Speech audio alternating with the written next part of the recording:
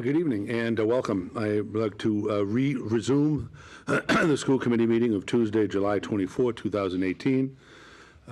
The school committee met at 5:30 in a posted executive session, and we are now resuming our regular session. And calling the meeting to order, I invite everyone to join me in the Pledge of Allegiance.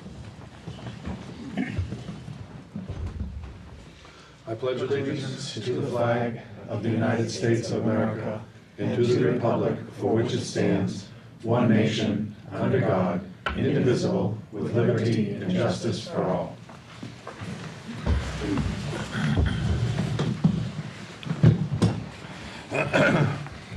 Also, as we start all meetings, I'd like to read the mission statement. The vision, The vision of the Wakefield Public Schools is to graduate students who are confident, lifelong learners who are respectful and caring members of their community.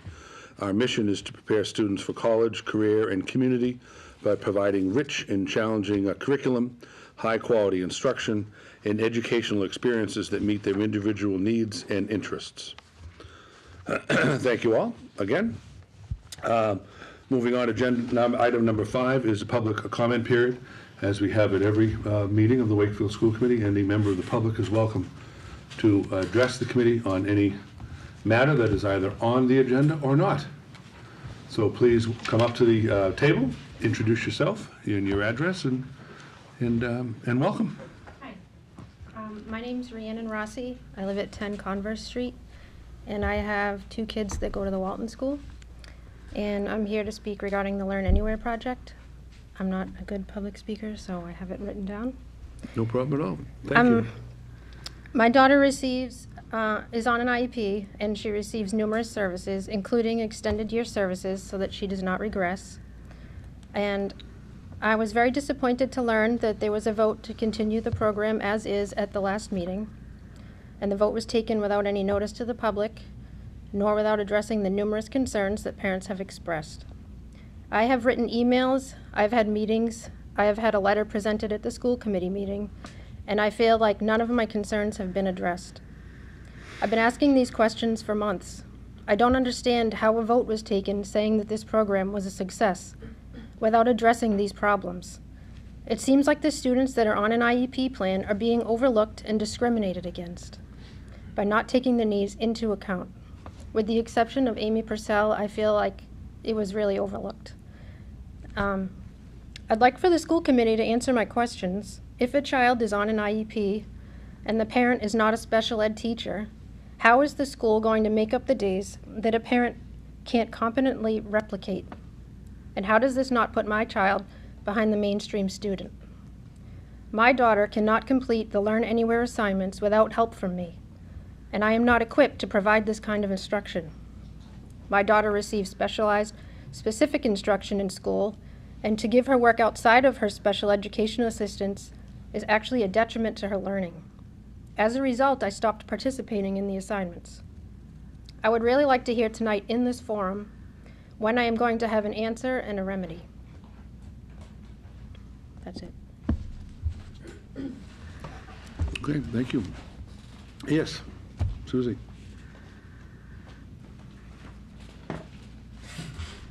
Susie Bayer, 15 Aborn Ave.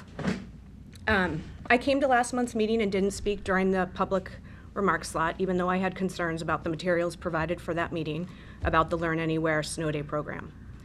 Had I spoken at that meeting, I would have raised concerns about the survey design and how the questions were worded.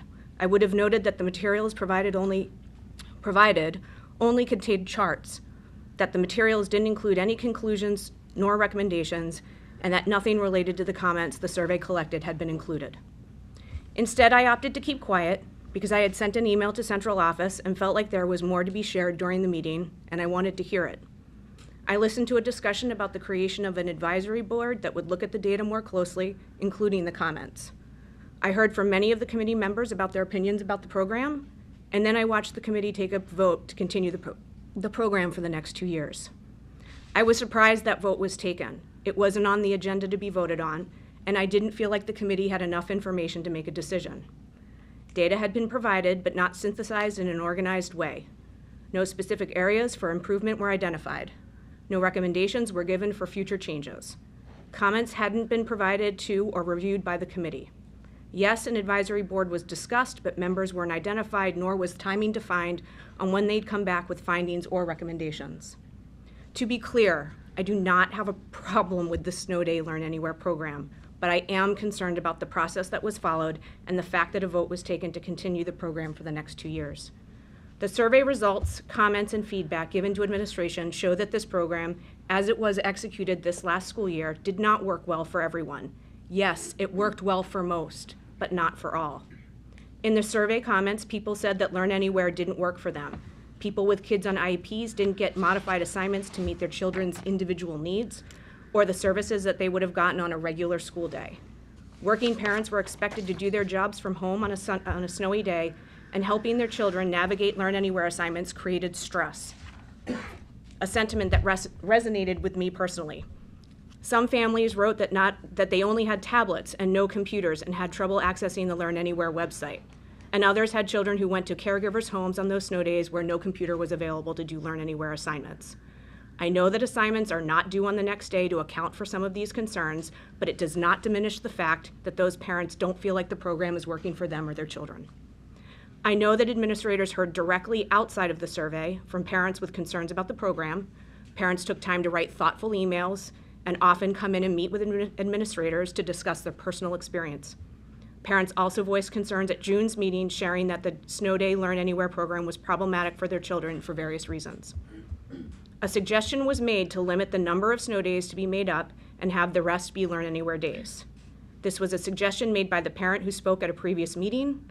It was suggested in the survey comments numerous times, and a variation of that was even suggested by one of the school committee members at the last meeting. I think a variation on the existing program should be considered, particularly now that the comments have been made available. I realize that's probably not possible, but considering I did not take the opportunity to speak at the last meeting, I'm going ahead and making that suggestion now, even if it's too late. Thank you. Thank you. Any other comments? Yes. Hi everybody, my name is Will Carvin-Yaris and I've held a number of roles in Wakefield Public Schools, but I was just recently elected as the new president for the Wakefield Education Association, representing Unit A, our teachers, Unit B, our directors and our assistant principals, and Unit C, our paraprofessionals. So I just wanted to say hello, and I look forward to working with all of you. Thanks. Great. Any others? Any other comments? Okay. The only thing I will state, just out of courtesy to those that did speak, it is not the policy of the school committee, nor is it appropriate in this part of the agenda for the school committee to have to engage in any sort of discourse. But your comments are appreciated. They will be written down and will be opened. They'll be part of the minutes, and will be certainly able for us to be mindful and useful in the future.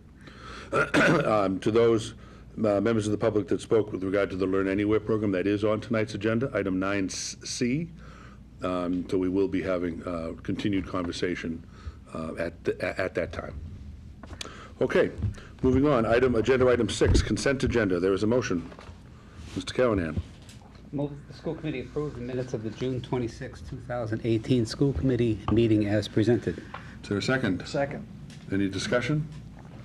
Seeing none, all in favor? Opposed? Passes unanimously.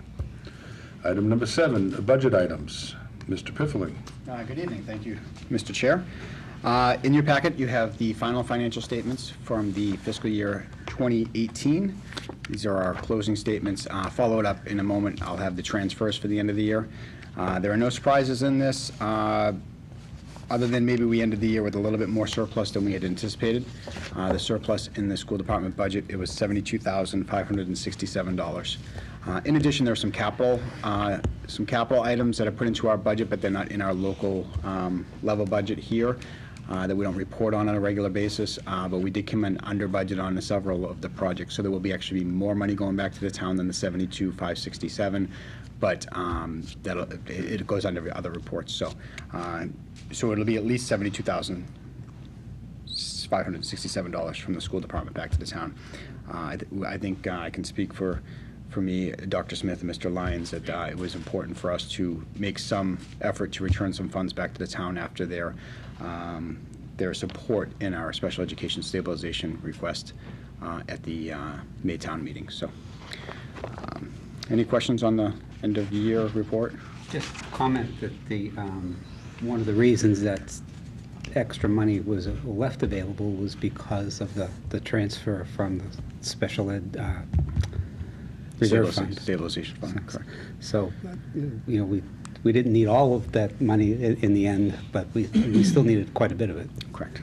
So is there a specific breakdown to that 72,000, or is it just, you know, from the stabilization? Like, do you have, have information as to how that 72,000 was, came about? Yep, sure. If we break down, if you look at the report, there's categories. Yep. In the salaries line, personnel services, for all employees, we came in under budget by $89,000. Of that, it's broken down by professional salaries. So all the categories except for substitutes and coaching salaries came in under budget. Substitutes and coaches, athletic coaches' salaries came in over budget, but they netted out at a positive $89,000. Some of those came in under budget because we hired late, possibly we hired below budget. Sometimes maternity leaves can influence those numbers. Leaves of absences, resignations. Typically, we don't get too many resignations mid-year, but things like that can influence those numbers. How much we can charge off to grants, things like that. Under the contracted services area, obviously we came in far over budget in that area, and the majority of that was $467,000 in special education out-of-district tuitions. But we made up some of that with our PD, our staff PD. We didn't spend as much as we had anticipated. Utilities came in far under budget, about $107,000. When we froze the budget earlier in the year, we didn't do some maintenance that we probably would have done, so we came in on extraordinary maintenance under budget by $32,000. Contracted services is really such a large bucket, but we came in under budget by $91,000. There's a wide variety there. There's copiers, there's any contract service, our alarm systems, anything we try and contract with a company to come in and do for us. So we came in far into budget there, and some other lines. Does this, is this number usually, just because I'm not familiar with it, being a new school committee member, but is it usually like 72,000 that might get transferred back, or does it fluctuate every year? I mean, I'm assuming it does, but is it usually around that general amount, or is it? In my 6 years, this is probably the most that we have returned to the town in a given year. But with that said, there are things that we can do at the end of the year. We can prepay tuitions. We can do some other things at the end of the year to give us a little leg up on the next year. But I think this year we didn't take any of those steps or measures because we were so thankful to the town for their support in the April at the May town meeting for the stabilization money, that we thought it was the best thing to do is return as much as we could to the town. So we didn't do any end of the year spending or prepayments of tuitions this year. Okay, got it. Thank you. And then the other big item is heating fuel. We've been adjusting our budget every year, but as buildings and new buildings have gone up and things have become more efficient, we've had a lot of support from the DPW to make our buildings controls work better. So we're heating the buildings at the right times, to the right levels.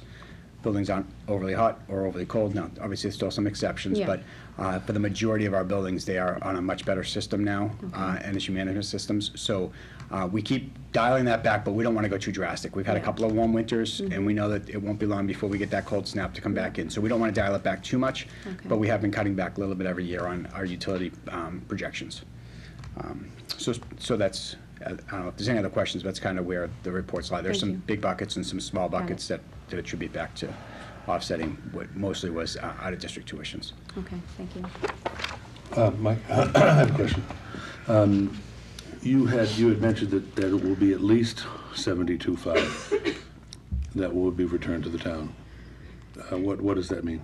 So there is capital items that came in under budget. One happens to be a capital item from actually fiscal year 17. There was a line item for $15,000 in fiscal year 17 capital for a ticketing system between the town and the school department to do maintenance items. And somehow we partnered with the town, and they had an existing system that we could work within.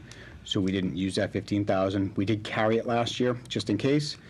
And everything's been working fine, so we don't feel like we need that 15,000, so we're gonna return that to the town. With capital items, unlike other things, the school committee cannot reassign those funds for other purposes. It has to be spent on what it was intended for, voted at town meeting, or returned to the town. So since we're not buying a ticketing system or upgrading our existing ticketing system, we're gonna return that money to the town. That's one thing. There's some other small money that, maybe we put some money aside for flooring, But all capital. I didn't mean to interrupt. It's all capital. Okay. Yep, it is all There isn't capital. anything within, effectively, the discretion, or our discretion, that is being returned, other than the 72,567, or thereabouts? Thereabouts. There is one purchase order still open for textbooks, $1,108. It's our expectation that they're going to be delivered, that they're going to come in at the purchase order price, but we have to add freight in, so there could be a couple of dollars Sure. off Yeah, either no, way. that's- It could go up or down by a few dollars, but I don't anticipate anything drastic on that side. So. Any other? Okay. Moving on to grants. We have started getting the grant numbers for FY19, so I will report those at the next meeting.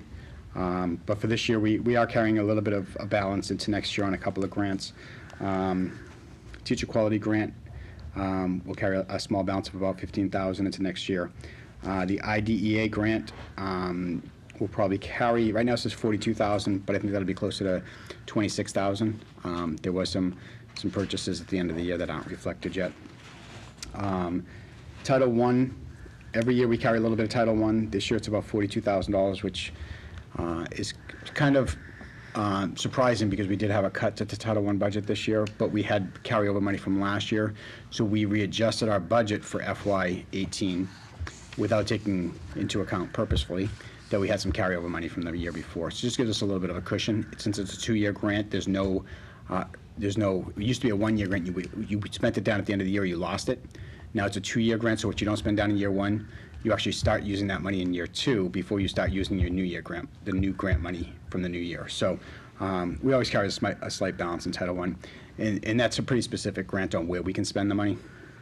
It has to be in Title I schools. We also have to share it with the community. We have to share it with St. Joe's and Odyssey Day School, right? On those, all right. So it's not just Wakefield's money, but we are the overseer. So we accept all the money, and then we have to share it out with the other the local schools in the area. Is there a formula for that? There is. Desi does it with our They use census our data. grant person. And they apply a formula to it. Okay. And MECO is one of the grants that does need to go back at the end of the year if we don't spend it. Right now, there's 38,000, but Joel has identified some areas that he needs some assistance with, so we anticipate that a large majority, if not all of that, will be spent down before August 31st. So. Any questions on grants? On to revolving funds. I gotta say, it looks like we had a pretty phenomenal year. School lunch came in about 30,000 or 25,000 higher than we ended last year, which is great. Kristen and Lisa, as you was at the last meeting, really doing a phenomenal job with their entire staff. Cable TV and production is coming in a little lower. I think we got less funds this year from the cable, the little charge you get on your cable bills. The percentage of your cable bill goes back to public broadcasting. Or local broadcasting, I should say. So that number's down a little bit.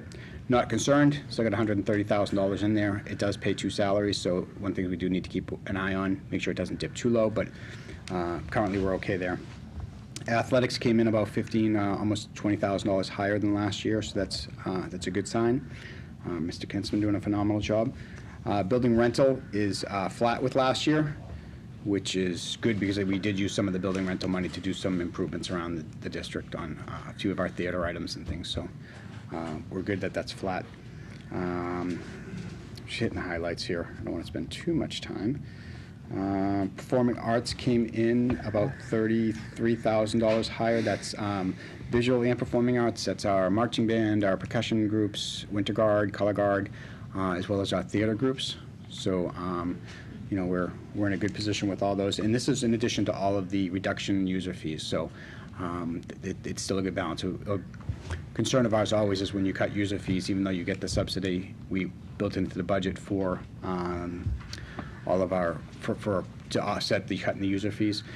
Our costs continue to go up, especially transportation around athletics and performing arts when they need to be transported to a place. Our contracts continue to go up every year by anywhere from 5 to 10%. So where these are coming in more positive, we're doing a better job of spending, probably bringing in some more revenues to some of our theater programs. Some of our marching band numbers are very high. Our athletics are well participated in, so I think that's just a good sign that we are not in a bad position. If we were dipping below last year's numbers, it would cause me some concern to think about, did we cut too deep, or do we need to increase more funding? Transportation's a bounce back to the town, so we don't worry about too much about that one. Preschool tuition is down a little bit from last year, but we did spend a little bit of that surplus, that $71,000, on some additional materials for the Doyle School. We typically only pay salaries out of that, but last year, knowing that we had a $71,000 surplus coming into the year, actually $92,000, we spent down some of that surplus, just not spent it down, but we bought some things that were needed for the Doyle School, some furniture, some materials, some educational materials and whatnot. So, and we did charge off, I think, an extra salary to that this year than we did in the past. Wakefield Academy, very strong year, very strong finish. That's up about $80,000 from the ending point last year. I will say that in FY17, the Wakefield Academy needed walkie-talkie radios for all the buildings, all their programs. So we made an investment for the entire district to have new radios that they're all on the same frequency, and that it's more for safety and communication measures. Phase 2 of that was this year. Was just phase 2 just wasn't as big of an expense as phase 1 was. So last year we had a big expense. This year was a lesser expense, and now all phases of that are done. So, Have you already charged off like the utilities and stuff? we did. We charge off $48,000 to Wakefield Academy to offset the local budget. That's utilities, custodial costs, and whatnot. As well as a portion of my salary, a very small portion of my salary for half the year this year got charged off to the academy because after the departure of our director, I assisted. I wouldn't say that there was, I assisted. I gotta say, our site coordinators are just phenomenal. They took it, like you wouldn't have known there wasn't a director in place. They just really did a phenomenal job, so. And circuit breaker, I'm happy to report that with everything, we thought we were going to drain our circuit breaker account or maybe leave $70,000 in there. We're actually going to leave about $268,000 in there, and that is due to the influx of money from the state on the fourth quarter circuit breaker that was voted. So we knew that was coming. We knew it was about $150,000. It did come in, so it really helps us with kind of having another buffer on top of the sped stabilization, so that we have a couple of areas, should we have another year like we had this year, with not having enough budgeted and a large number of kids going out. So it's, I don't know, to me it's good news all around. You never want to end the year with too much money, but you know, I think we're in a good place right now, so I'm happy. What was that specific percent that we received for a circuit breaker? So originally, we were given 65% reimbursement. I think it went to 72. That sounds right. Is that the max? 75 is, Oh, 75. actually, you say the max, that's the I know. the law. Target. Yeah, It's I what mean, it's- you know, well, I'm it's the saying law. that, It yeah. is what the law is. They just That's have, good, though, it's only, 72%. When's the last time we received that? the year before, we actually had 75, which was Oh, phenomenal. okay. But years before that, we were Yeah. back in the lower 70s, Okay. upper 60s. So Okay. it's been very few years that they've actually hit what they're Yes. required to by law. Yeah. But, you know, I guess when the budgets come in and then when they look at the numbers for the reimbursements, they have to come in with a percentage. If there's Okay. so many millions of dollars set aside Yep. for circuit breaker and the claims are higher than they anticipated, they Yep. can't fully fund at 75%. So So 72. I think it was 72 this year, Thank you. the end result. So that is the revolving accounts. And that finishes my monthly reports for, I guess, my fiscal year-end summary. Annually, we do a transfer between lines, and this is really the lines from the first page as far as where we had not where we had overexpended and where we had underexpended, and it comes out to the balance. So I'm asking that the school committee do their annual vote to transfer funds from, and I'll just read them, I won't give the amounts, but heating, fuel, utilities, contracted services, instructional supplies, paraprofessional salaries, staff development, extraordinary maintenance, professional salaries for teachers and administrators, clerical salaries, postage and tuition reimbursement, vehicle fuel, custodial and bus driver salaries, textbooks, and library books. Those are all the surplus items in the total amount of $679,169. And the deficit accounts were special education tuition, transportation, both special ed and regular education, extracurricular and coaches stipends, substitute salaries, building maintenance, equipment maintenance, and professional expenses, totaling deficits of $606,602 for a net surplus of $72,567, anticipated amount to be returned to the town.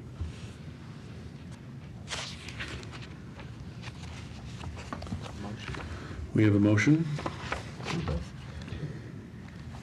Will the school committee approve the FY18 budget transfers as presented? Second. Any discussion? I have a point of discussion. I will, stepping out of the chair if I may.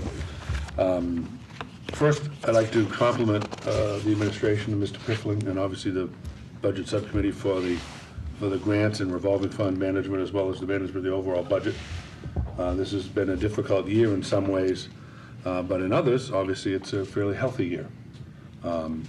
So I certainly want to also express publicly that I'm very grateful, as I have in any number of years in the past, to the town for its ongoing support. That the type of things that we've been able to do as a school committee and a school department would not have been possible in the last 5+ years without nothing but strong support from town hall and from town meeting, from the finance committee.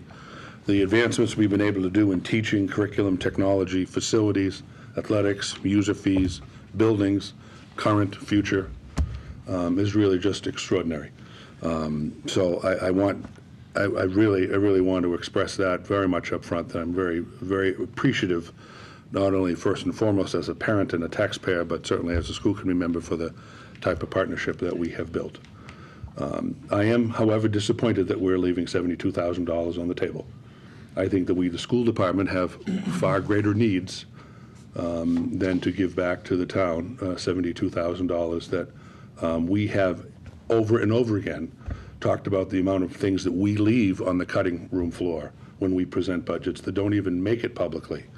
I'm concerned about that.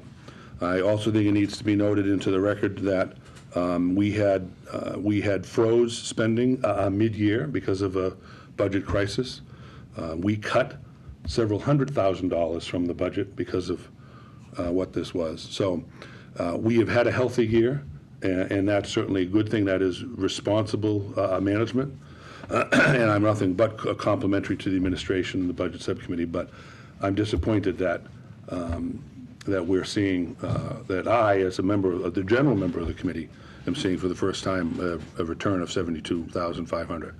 I think there are greater needs in the district that we could be appropriately, using those funds for, that frankly we presented, we asked for, we pitched for at any number of budget forums, at any number of places, not only the floor of town meeting, and were granted money. And maybe in the future, if we continue to have surpluses like this, they may be less generous in awarding funds like that. So I intend to be voting against this line item transfer, and I apologize to the superintendent for not informing you that prior to tonight.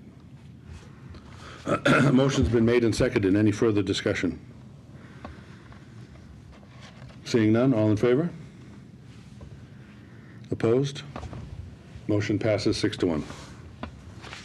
Next. Thank you for your comments.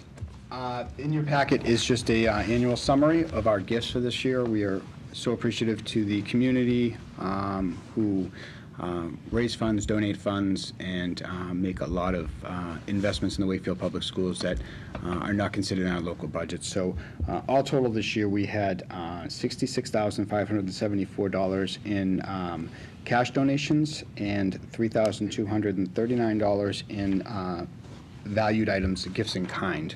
So just wanted to give you a summary for the year. They're all listed there, all of our donors. So I want to thank them all and express our appreciation to them. The next item, annually, we do a lease for technology. They are 3-year leases. When I go and do the paperwork on the leases, they always say, do you have minutes from a meeting where this has been approved? So this is my opportunity to get that out of the way before I try and get the lease signed. So we are anticipating spending $80,000 on a new lease this year. Year one, it will be a 3-year lease, $80,000 each year for the next 3 years. This year's new lease will fund 128 Galvin Middle School teacher devices, 300 grade 8 Chromebooks, 40 high school student Chromebooks, 30 district spare Chromebooks, 42 tech education desktops, 3 multimedia laptops for tech ed, and 3 administrator laptops. So I would ask that the school committee authorize the school business administrator to enter into a 3-year tax-exempt municipal lease for the equipment listed. We have a motion. Will the school committee approve the FY19 technology leases as presented? Is there a second? Second. Second. Any discussion? Just a comment that this is, Yeah, there's already in the budget, it's not a new item. It's Just an approval of the document itself. Yep. Motion made and seconded. No further discussion. All in favor? Opposed? Passes unanimously. And I believe my final item for this evening is annually we vote, or the school committee, not we, the school committee and town take separate votes between the town council and the school committee to enter into a lease agreement for the Ewell School that they currently lease to Seam Collaborative, one of the collaborative schools that we are a member of. And the school committee needs to first declare it that we do not need it, and then the town council will vote to enter into the lease. So this is a formality, but certainly if there's questions, I'd be happy to answer to the best of my ability. But this is to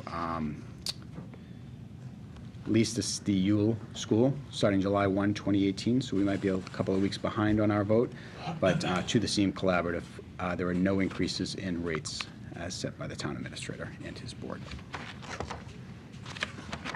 A copy of the lease has been provided in the packet. This is, as Michael said, it's something that we do each year. The Seam Collaborative has been leasing the Ewell School for many years. So this is not new to the town of Wakefield. Is there a motion?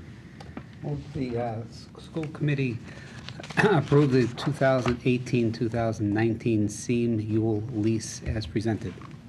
Second? Second. Any further discussion? Seeing none, all in favor? Opposed? Passes unanimously. And, Mr. Chair, I do not have payroll warrants this week, this month. We covered them all in the June meeting for the final payrolls for 2018. So August, we will cover the July payrolls. Okay.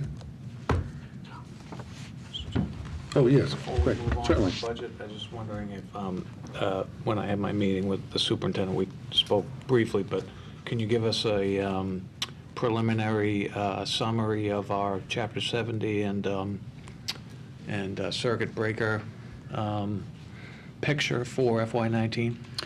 So Chapter 70, I believe, came in pretty flat to last year, slight increase. However, the charter school assessment and the charter school reimbursement came in flip-flopped from what we expected, or the town expected. The town expected that the charter school assessment, which is what we are charged for our students to go to charter schools, would come down, and the reimbursement would go up. However, the opposite happened. The assessment went up, the reimbursement came down, and Mr. Mayo has already communicated respectfully, but I would say disappointed to our legislative leaders, the ones who were here visiting with us at our last meeting. Yeah, yeah. So he did send out an email, it was either yesterday or over the weekend, expressing his disappointment in how Wakefield was. Could you share that with us? Can I share the, Mr. Mayo's memo, you mean? Yeah. I can, but not this evening. Yeah, absolutely. Yeah, no, at some absolutely, point, yeah. I'd like to see Yeah, that. I think Yeah, so. yeah. It's not my memo to share, but yeah, Okay. I think I yeah. can. Or ask the town I can ask Mr. administrator. Mayo. Certainly seek permission to share the memo. That'd Yeah, be great. absolutely. And then finally, on the special education circuit Circuit breaker breaker. reimbursement. I haven't seen heard any that numbers Okay. yet. They may be floating around, but I haven't gotten any numbers. All right. Typically, we're not going to hear them until September, October. All the claims are due July 1st, and the state right now, I'm sure, is sifting through and Right. looking at 300 and something school districts. Right, so the final state budget itself doesn't tell us much about circuit breaker. Correct. They have to Okay. see how much came in on the claim for Right. July 1, so. Thank you. Circuit breaker is a reimbursement on the former Yeah. year, on the previous year, so. Right. As soon as I do have those numbers, I will hopefully be celebrating and sharing those numbers out. Thank you. If I may just echo one of the things that Michael said earlier, I'm always impressed and very grateful for the generosity of donors around town. It's one of the most pleasant reports that school committee is able to see each year, is just the volume of generous individuals and organizations to be able to contribute to the health and welfare of the schools and the school department and the children we serve. And tonight's report is certainly indicative of that. So certainly, we could just add into the minutes the school committee's appreciation as well as that of the business administrator. Okay, anything else? Questions for Mike? Budget, finance questions? It's my longest presentation all year. Seeing none, chair's comments. So the discussion that I would like us to have this evening is with regard to subcommittee reorganization. We've talked about this twice now, and it's my hope tonight that we are able to share some ideas about, we've all hopefully been giving some thought to this as an opportunity to reorganize a bit, rethink the types of work outside of the general body work, and some thinking around how maybe we best spend our subcommittee time in the following school year. So I open the floor to group conversation around that. As I stated last time and the time before, that I'd like us to be able to be thoughtful around this, to bat some thoughts around, and then at the August meeting be able to land at a place and fully hit the ground running come September with restructured subcommittees. So I open up the floor to colleagues to share thoughts. Ann? No, go right ahead. Sure. So, Mr. Markham, could you, or maybe any one of the members, I know you had alluded to some have-tos. We have to have a finance subcommittee.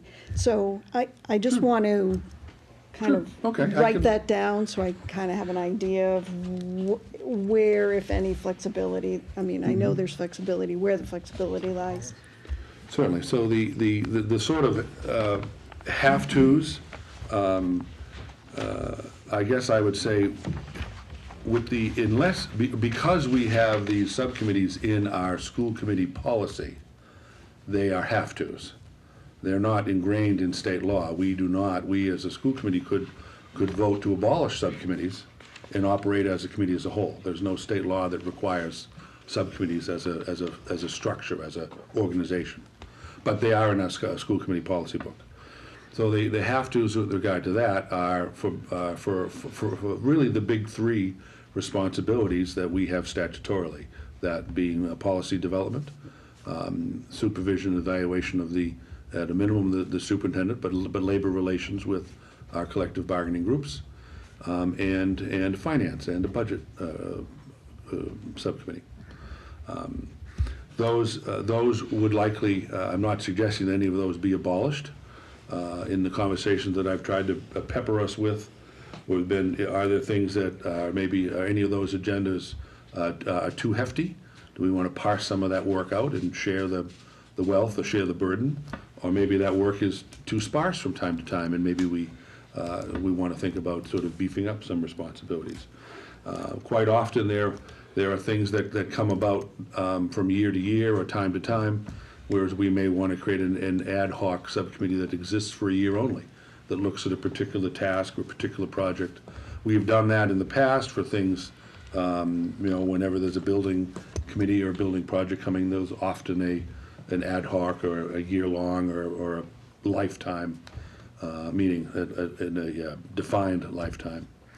And that's just what, I'm thinking, what are the opportunities? One of the ideas that I think you may have raised, which is a thoughtful one, is we have in the past had a communications subcommittee. We let that wean. Maybe it's time to bring, we've called it different things over the years. It was, I think, called public relations at one point, or community relations, or, that sort of work. We've let that dissipate.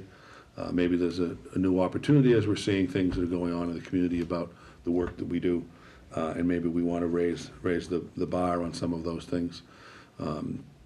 There's been certainly a conversation leading up to the FY19 budget throughout the spring, winter and spring, during this budget deliberation process. We'd heard quite a bit from the community about needs for increasing awareness and support of some of our special education students and programs. So there may be an opportunity here. My point is, there are opportunities out there that the community is asking us to ponder beyond sort of just the three obvious things that we do. And we could certainly adapt this work into the three subcommittees that we have, or we could highlight things in different ways. And that's all my interest is to provoke that conversation.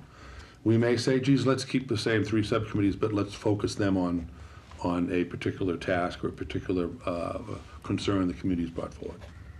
I just want to make sure that we are all hearing and appreciating the same concerns that are brought forward, and we have an opportunity to react, both in our work as well as the work the community expects of us.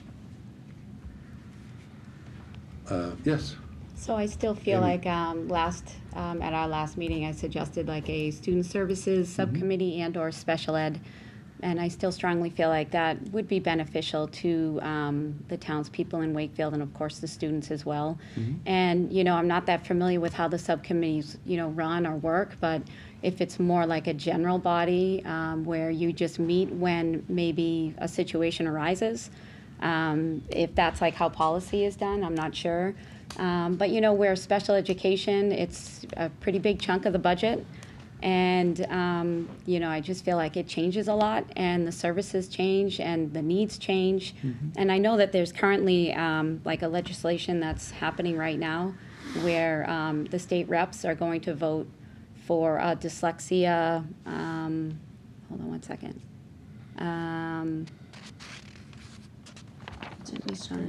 Yeah, yep.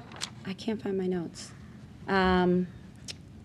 It's a dyslexia screening legislation, and if it passes, then it will be like a universal screening, so that you can identify children at the elementary level who may have some reading challenges, and they can, flag them and maybe prevent problems arising before they continue on to 4th and 5th grade and they can't access the curriculum. So, it's things like that maybe, like if this does pass, then a subcommittee might work, and if things are changing or if we have accessibility to different things or services from the state, we can utilize them and put them into place. And I just feel like it would be very successful, and it would benefit the people in the town and, of course, the kids, students. Okay. Mr. Callanan. I don't disagree. We used to have I think it was more than a subcommittee, it was a liaison that would meet with the SPED director once every month or so.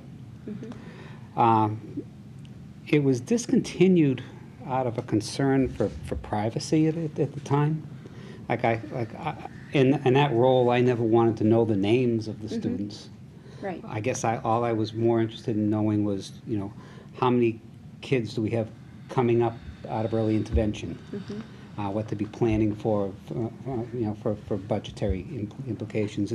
But like this legislation you're talking about, it sounds like it's a great tool, but probably going to cost us some money too. So we need to plan for that. Yeah. To Well, keep we're ahead- like Tom's, point where we're giving back 72,000. It's- Right. If there was a subcommittee and we said, well, we could identify with this screening, teachers would have a better tool Yeah. to like access something for a child, then maybe we'd say, wait, let's not give that money back. We have a use for it now, especially with social, emotional, language-based learning disabilities. Dyslexia is on the rise. Yeah, and it would have to, the way that works, we'd have to prepay it because it has to happen in the same year. But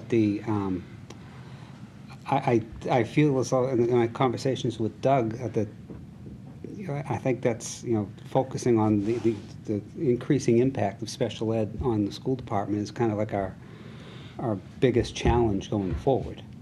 I think we've done a good job over the past 5 or 6 years getting our technology into a pretty good place. It's not perfect, but we're miles ahead of where we used to be. We've updated our curriculum. We have a plan in place to keep updating it on a regular basis. So, that's going well. And I think our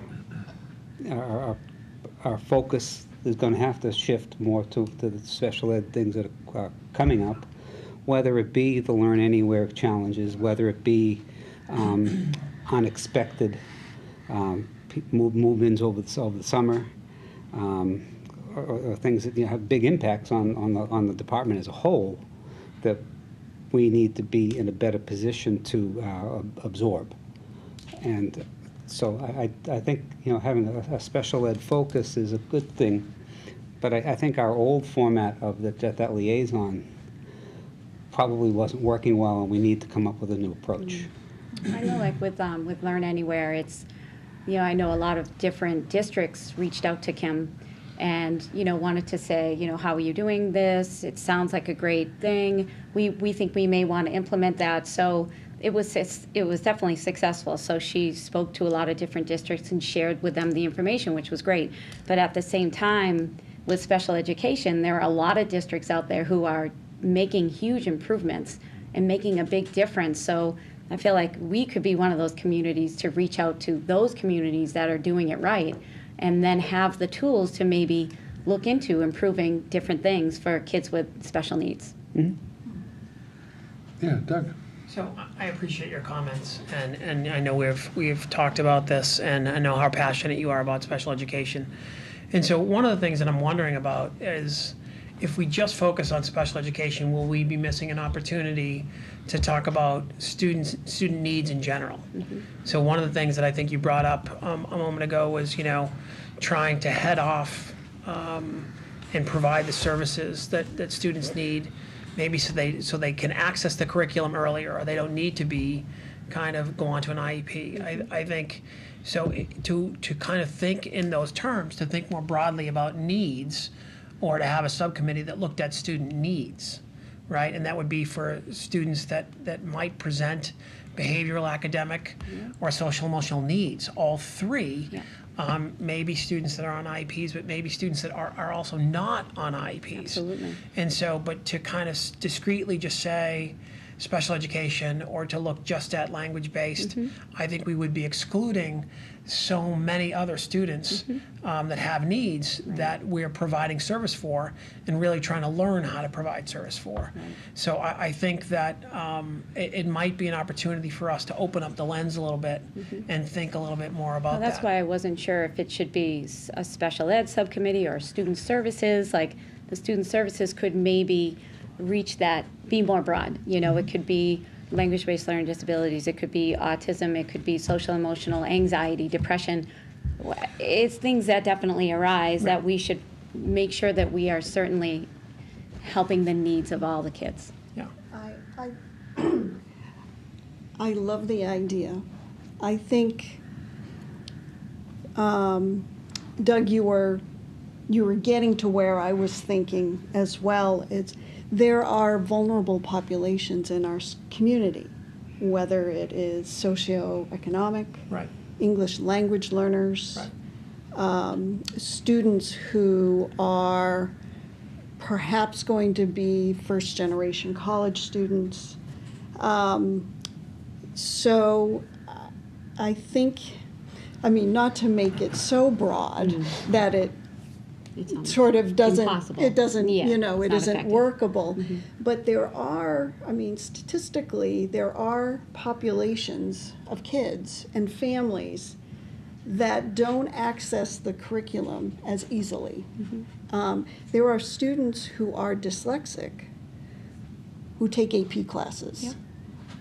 So what they need maybe is, their accommodation is extra time, right? So they might not need really a whole lot of services, but a student who is moving here from perhaps a different community with a different culture, and having them kind of step up and have to understand our culture in our community, and that can really cause some friction. Yeah. Right? So another part of this is, you know, the conversation is changing at the state level in regard to accountability. So you know, the state is trying to address with their new system, is asking districts to look at kind of your most vulnerable 20%, you know, and they're not putting students in categories any longer. They're saying your most vulnerable 20% is your most vulnerable. They're not kind of saying a student can be, you know, in one subgroup and another. You know, we have students that are multiply represented in a number of different subgroups.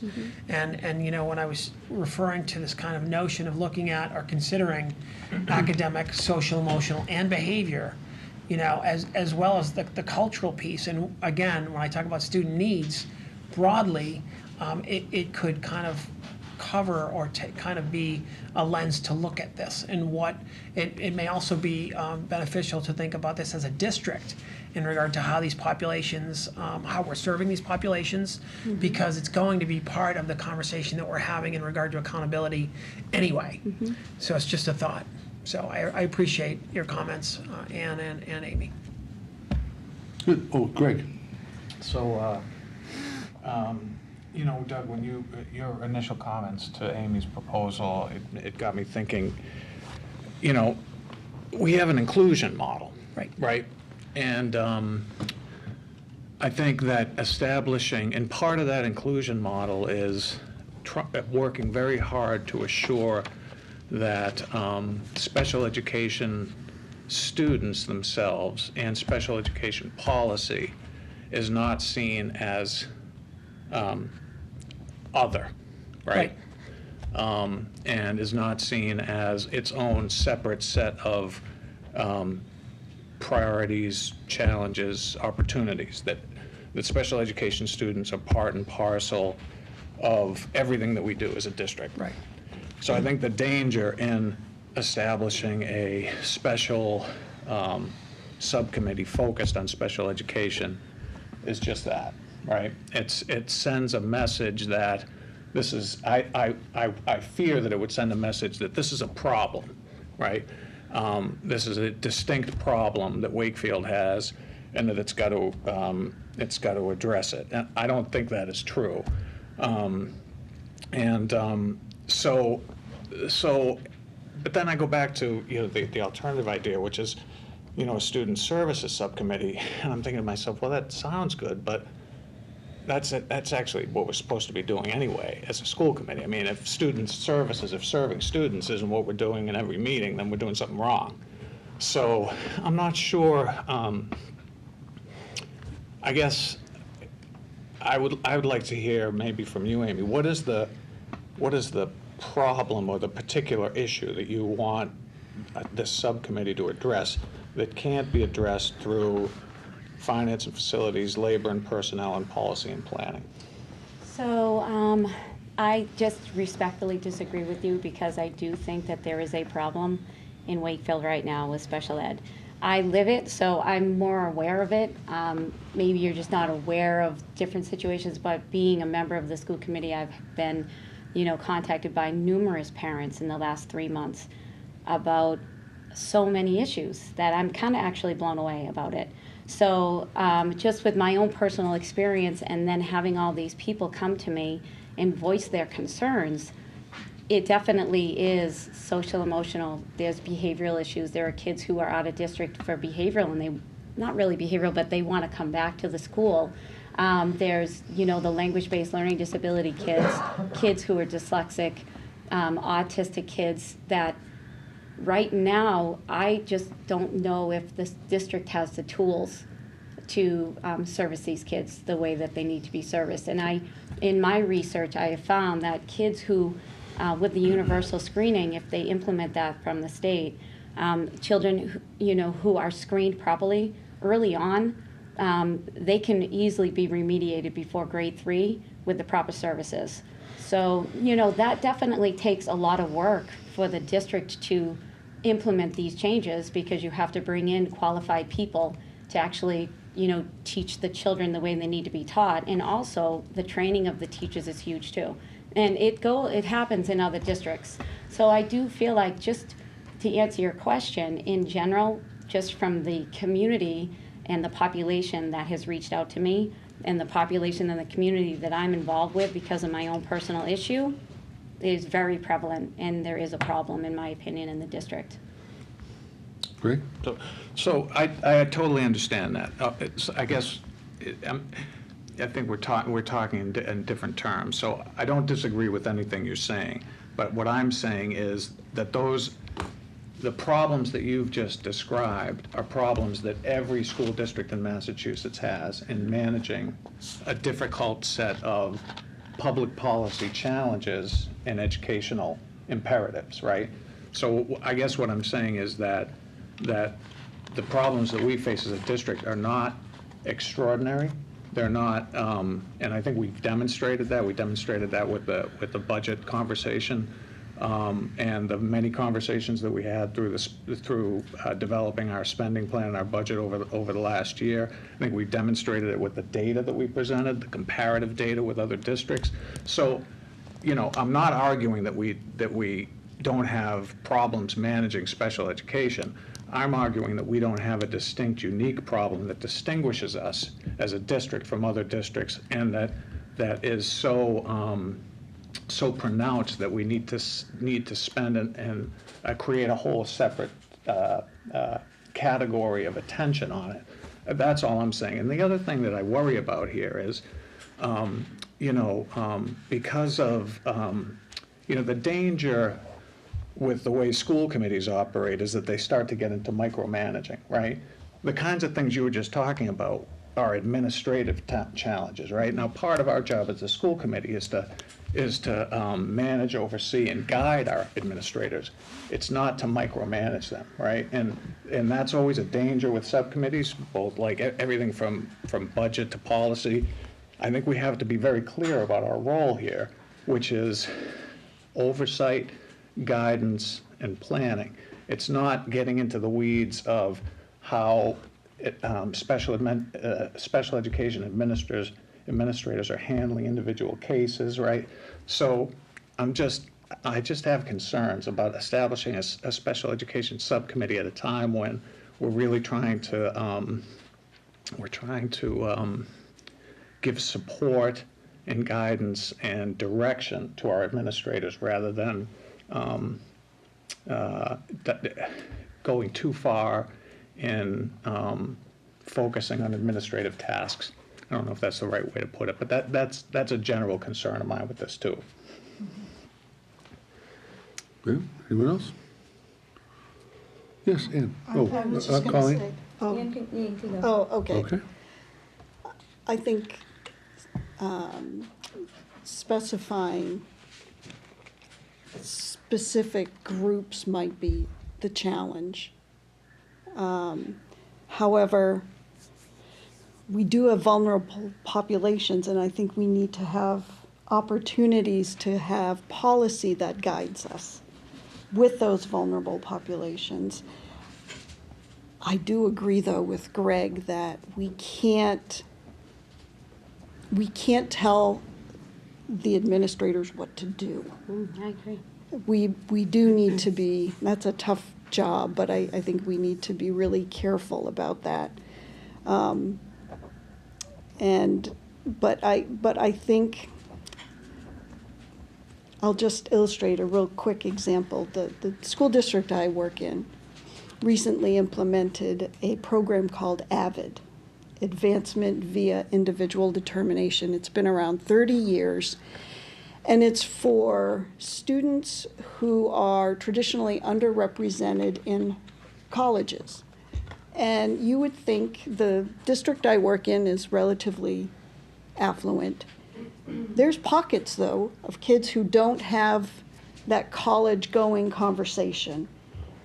It's not that they're not going to go to college, but maybe they're not going to go to a college that they can aspire to. So we developed a program, well, we didn't, we embraced this program called AVID that starts with freshmen and they move through as a cohort. And they learn very specific skills that are going to help them not only be a good college student, but really be able to access everything the high school provides. That's what a high school is supposed to do, but there are populations that just don't have the resources at home.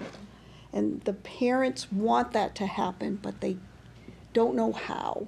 And so I think it's incumbent upon the school committee to identify those pockets, but maybe not in such a specific way, so to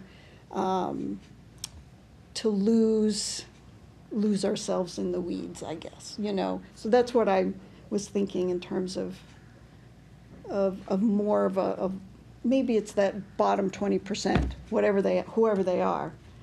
Why are they there? What do they need? Let's move them forward, and with an eye towards programs or policies that would help move those kids forward. Yeah, I just to be clear, I'm not saying just to focus on the bottom 20%, but if we're thinking about needs of students, so, you know, some of our top students have needs as well. You know, I mean, so there's a range of needs that I think we need to be able to articulate and be able to talk about objectively in regard to, you know, what this presents for us for challenges, what this presents for us in terms of opportunities to grow as well. Right, right. And having opportunities, having some structure so that there's a reason to do the research other than it affects me personally. Right. Or it's what I do in my work on the on the side. It's really, it's part of our mission, perhaps. Colleen? Yes, thank you, Tom. I was going to say something similar to what Ann said. In having some type of subcommittee like this that focuses on student need overall and generally, really recognizing and understanding what those vulnerable populations are, because I feel like there are a lot that are hidden to us, you know, mainly because, like Ann said, they aren't able to access they don't have the same support at home, and they're not able to, you know, present advocates for them. And I think that, you know, not just to recognize the hidden challenges, but also the most vulnerable population in our students and support that. That means that it could be in special education, it could be in socioeconomic, it could fall under, it could be our, you know, higher performing students as well that aren't supported. So I feel like there's definitely a need for that type of subcommittee, and agree with Doug and Ann and Greg that it needs to have a broader look to it, and that we are supporting our administrators and their jobs that they are qualified to do, and that we've, and Doug and your administration has hired them to do. RJ? I can understand both sides to the debate, but I kind of do understand where Amy's coming, where she's kind of lives this a little more closely than some of us.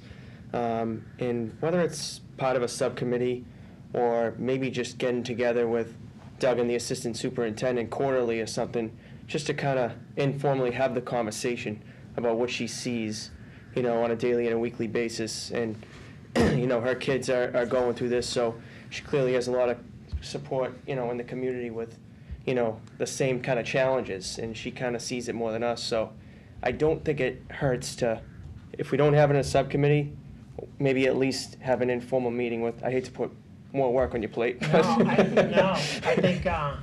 I think Amy has already started those conversations. I don't know if you've noticed, she's not so shy, right? Right. So, in terms of telling you what she thinks is important, and also, the platform that she ran on, this is really personal for her. And so I too understand why you're advocating, how you're advocating.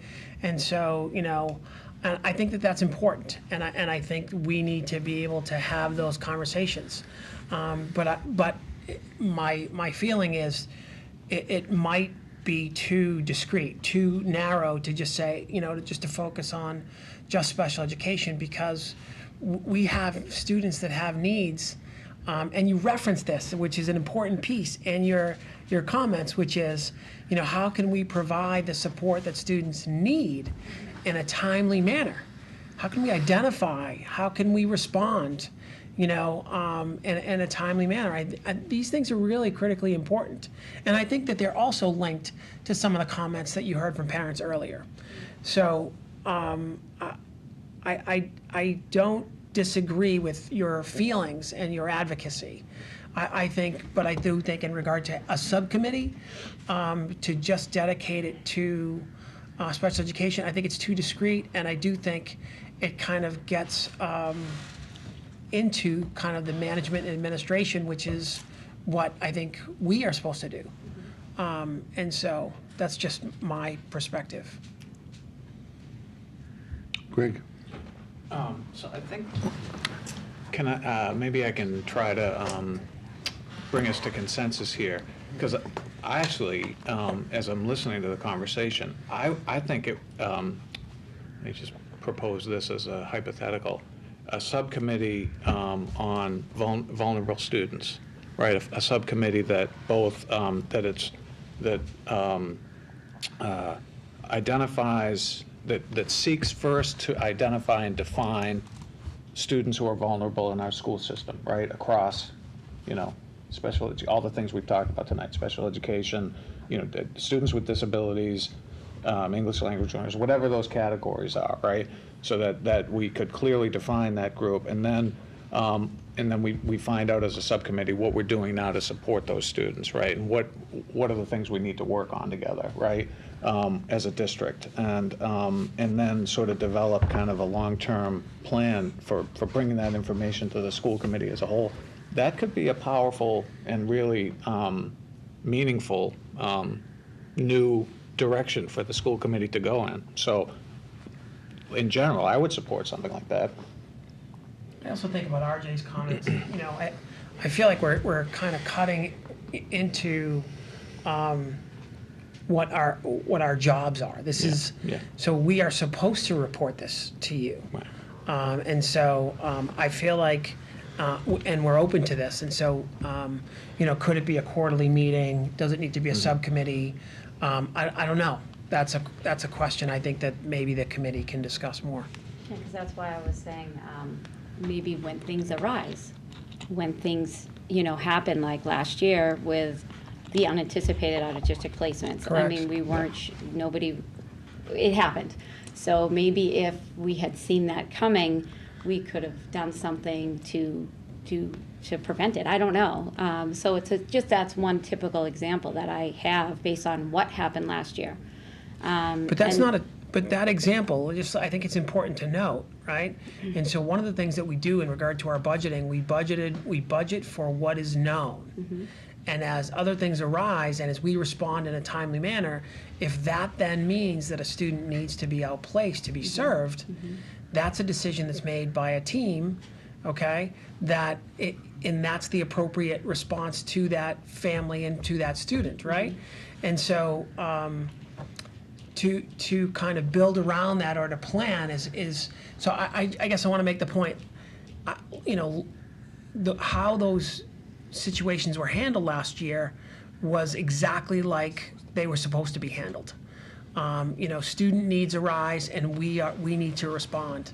And I think that we responded really well. And I think, you know, similar to some of what Greg was reporting, you know, I do think in special education, I do think our teachers and our director is remarkably responsive. And I know you don't agree, and that's okay.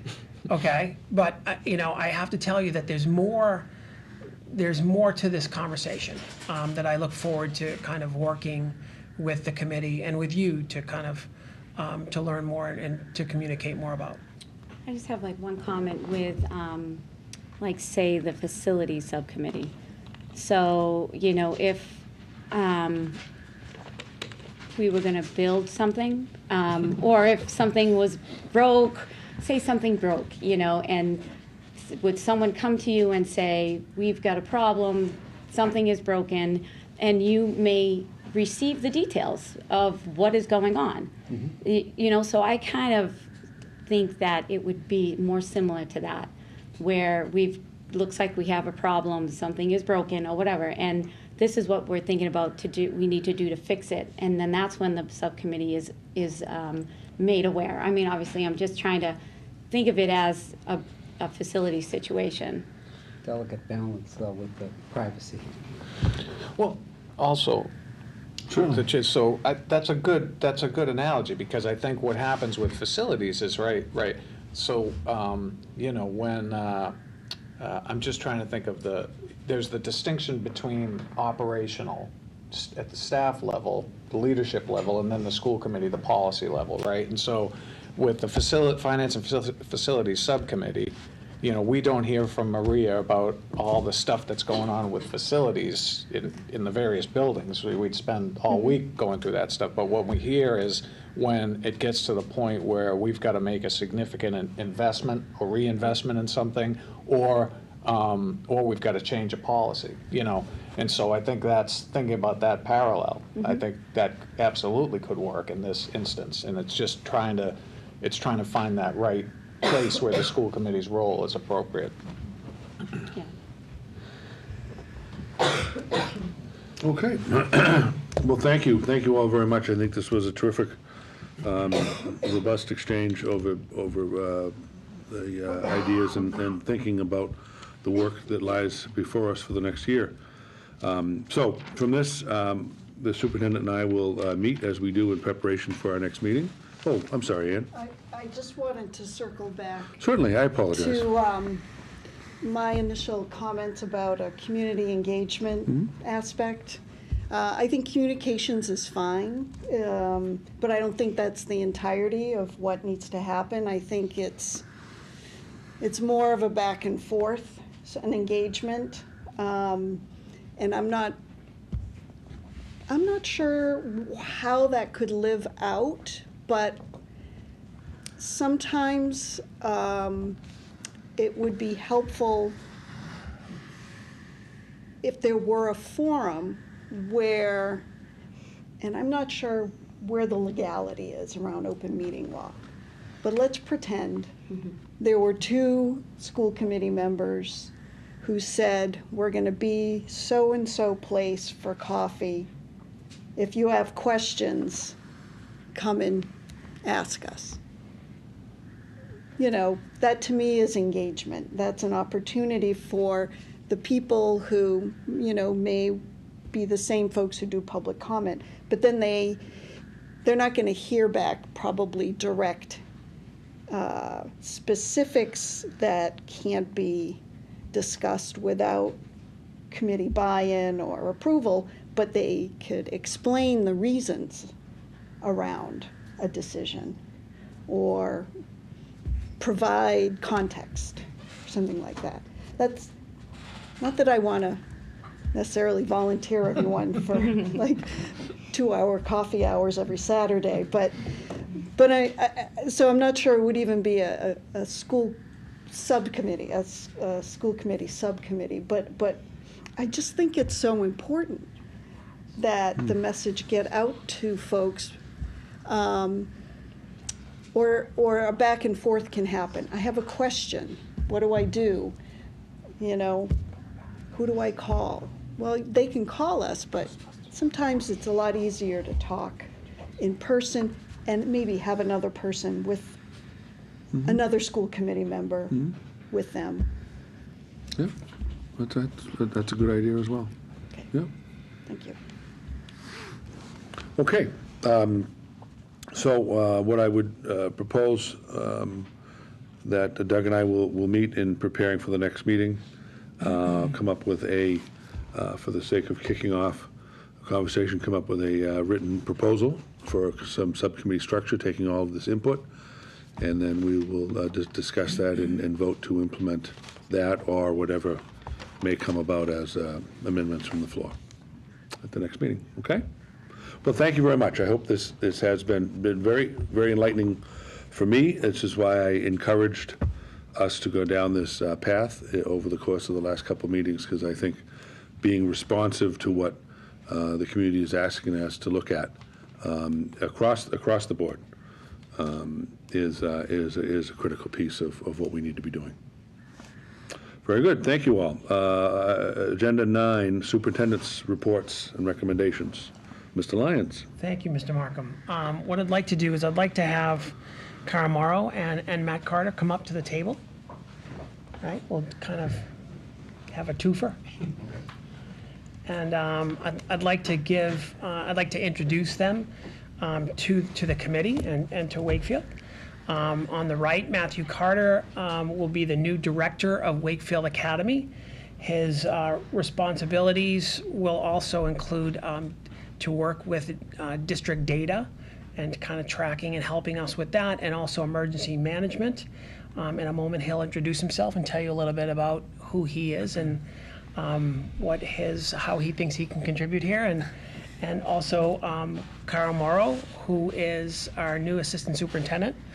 And she comes to us from Linfield, and she's been a district level administrator for the past 7 years.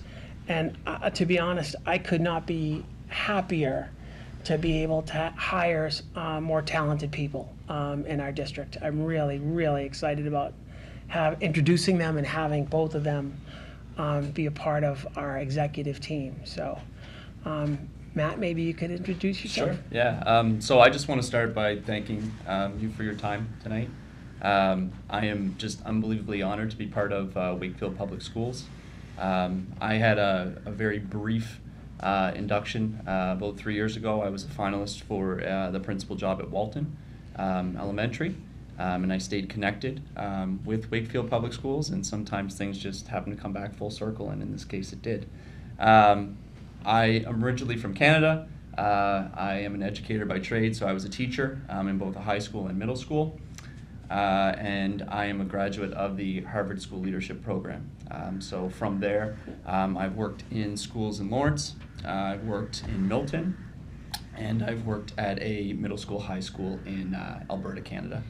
And I am just incredibly honored to have this opportunity to lead Wakefield Academy and to work in some of my other areas of passion, as Doug mentioned, one of them being data services and what that story tells.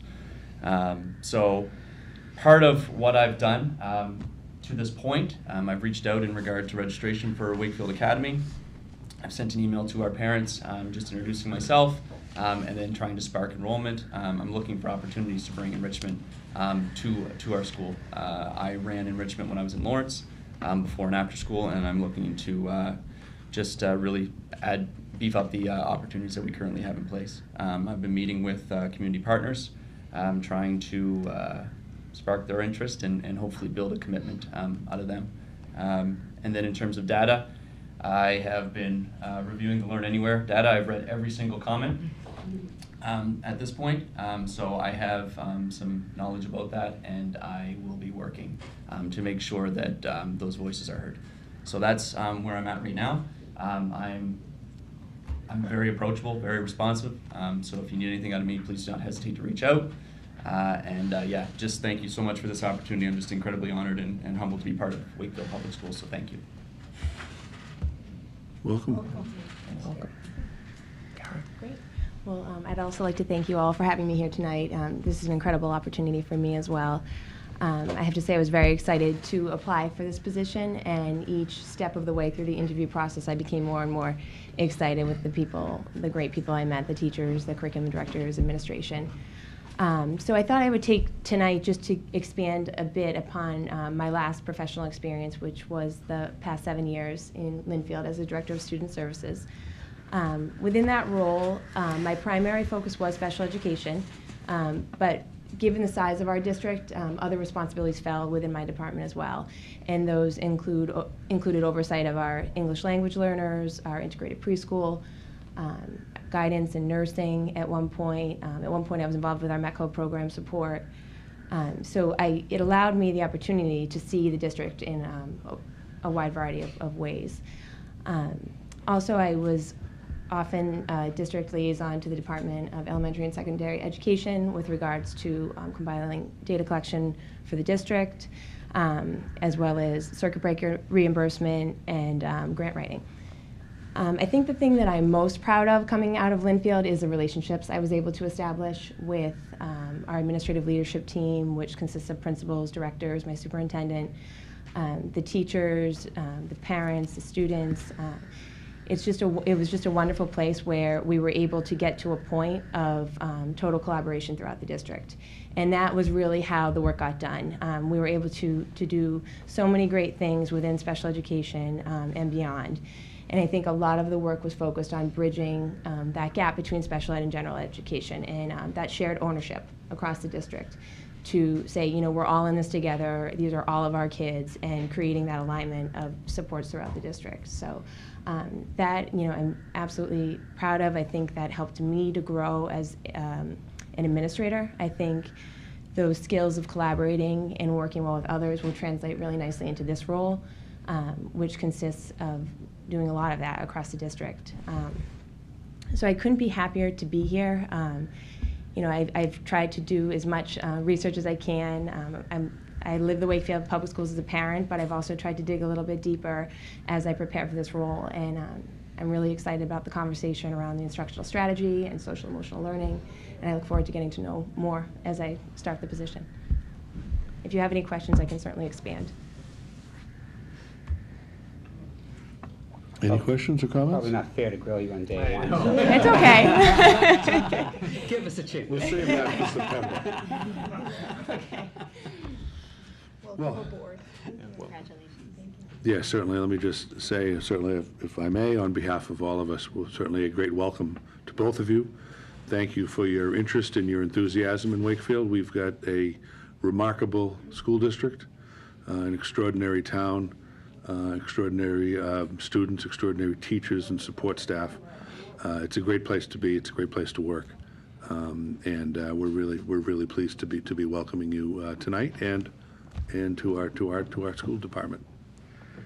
Thank you. Thank you so much. We appreciate it. Okay. So happy to have them here. Oh my gosh. My next item that I want to just speak to is Learn Anywhere.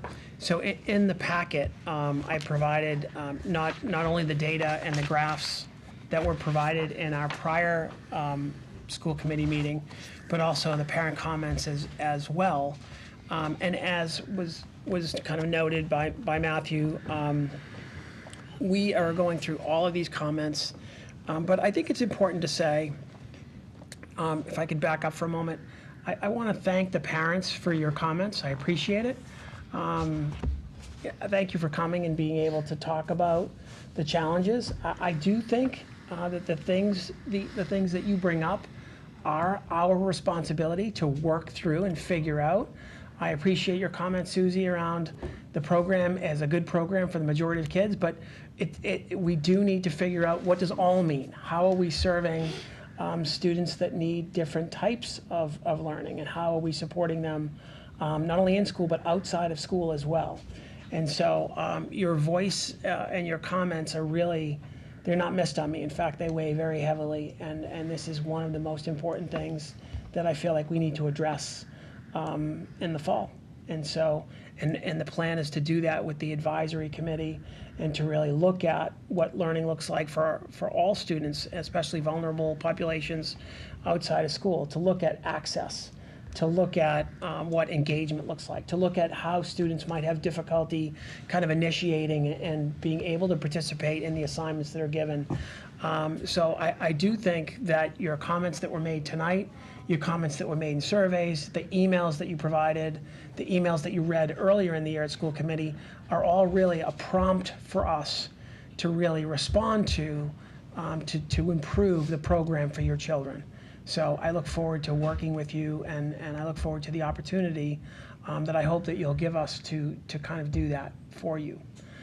So we can talk more about that, but I just wanted to say, just in regard to my update or my follow-up, the first thing that I wanted to do is to provide the information in its entirety, and we'll go from there. In terms of when the advisory group will come together, it will come together in the fall. And so to kind of get into that space while teachers are away is kind of a little premature. We have to have teachers be part of this because they are the ones that really are going to know your children best beside you in regard to understanding what they need to be their most or their best selves to participate in their learning. So that's my report in regard to Learn Anywhere. So there'll be more information to come on that. So in terms of the summer program. Mr. Lyons? Yes, sir. Go ahead. So just a couple of questions vis-a-vis the comments we heard Sure. earlier tonight. So I was looking back, so on our June 26th meeting, Yep. Learn Anywhere was on the agenda, correct? It was. Correct. Okay, and it was on the agenda under superintendent's remarks, reports, and recommendations. So as is consistent with school committee policy, often the superintendent will recommend something that's on the, an action on the agenda. Correct. Even though a motion wasn't on it, but Yes, often sir. the school committee will take the opportunity to initiate. That's not that uncommon, right? No, Correct? to take the recommendation of the Right. superintendent. Right, Correct. and that was all done in public session, right? Yes, sir. In a full debate, correct? Yes. So that vote happened after, correct me if this summary is incomplete or inaccurate. So we had a full presentation from the staff, Correct. right? Survey, right? We had public testimony from parents, including some of them that are here tonight that spoke again tonight. Correct. Criticisms from of the program. So we heard all of that. We had all of that information when we made that vote, right? Correct? Yes, sir. It was a full debate. It wasn't even unanimous, right? There was opposition, right? Correct? Yes. Okay. Yeah. I just wanted to clear that up. Thank you. Thanks. Thank you, Mr. Yakos, for bringing that up. If I may also chime in on a couple of thoughts. It was in everything that you said. I would agree with. That's exactly the process that we outlined. One of the other things that was outlined as part of this process that began with Dr. Smith and Mr. Lyons, as well as other members of the administrative team going back to probably April, was exactly the type of information that would be shared and how this would be rolled forward. While I certainly appreciate any sort of a commentary, whether it's points of disagreement. In fact, those of you that know me, points of disagreement are healthy. It's engaging. It's affirming. It makes us better at what we do. At least I truly believe that. So when I appreciate the comments that have been shared, both publicly here tonight as well as in the last handful of months, comments that have been shared via email with me and with all of us, that is nothing but healthy to making things better. If we are truly on, and I believe we are, a path of continuous improvement, then we must have that opportunity for engagement. The information shared in the packet for tonight's meeting, the Learn Anywhere data, I also think I know, because I had this specific conversation with Dr. Smith in the last month of her tenure, was to be shared during the summer. It was to be shared in a separate part. The sort of the anecdotal data under comments to be sort of separated from the statistics, if you will, which is what we were heavy with at the last presentation. So the reason why I'm making some of these comments is I guess in somewhat to at least make the community aware that this decision was not in a vacuum. This decision was one that was fairly well processed, and candidly, the purpose of the vote that was taken at the last meeting, at least in my view, as chair of the meeting, was to allow Mr. Lyons and the administration over the course of the summer leading into the fall to begin to plan on exactly the type of things that Learn Anywhere needs for improvement.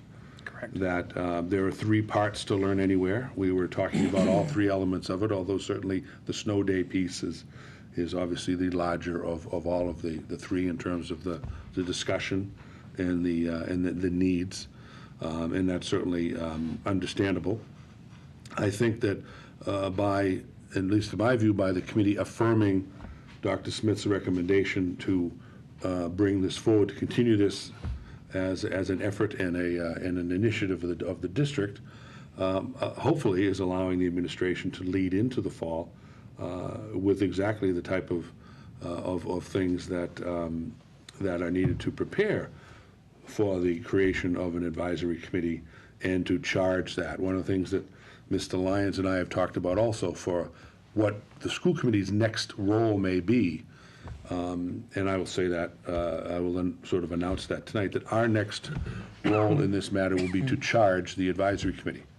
So the superintendent and I will be crafting a recommendation on some verbiage around what a charge will be for the advisory committee, which we will hope to assemble under the superintendent's guidance. It will not be, I'll say this, pretty much because of public meeting laws, it should not be a committee of the school committee.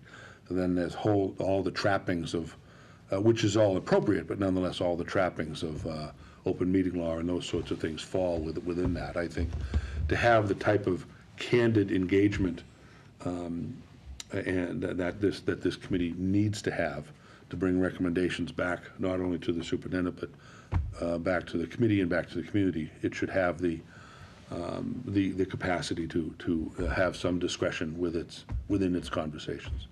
But be that as it may, so our next piece, the school committee's next piece will be to develop a charge for the Learn Anywhere Advisory Committee.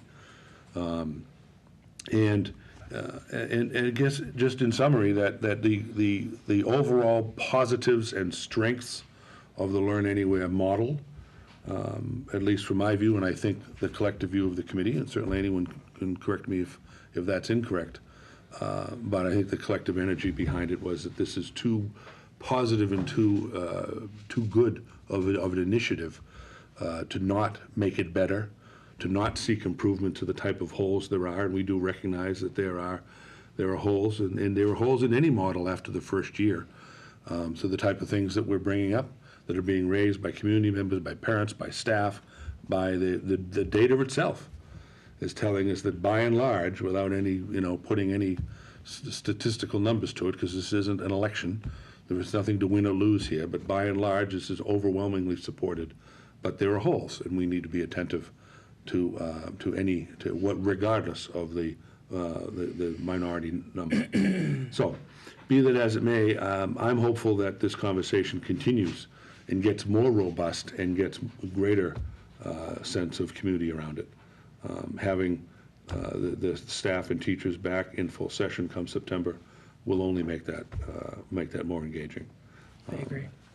So that will be our next piece. That was my point in interrupting the superintendent's report, by just saying that our next piece would be to develop a charge and to develop some parameters around what a advisory committee may look like.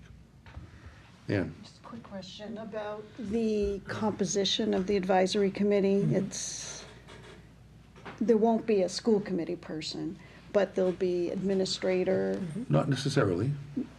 That hasn't been, That has, but there's most likely parents.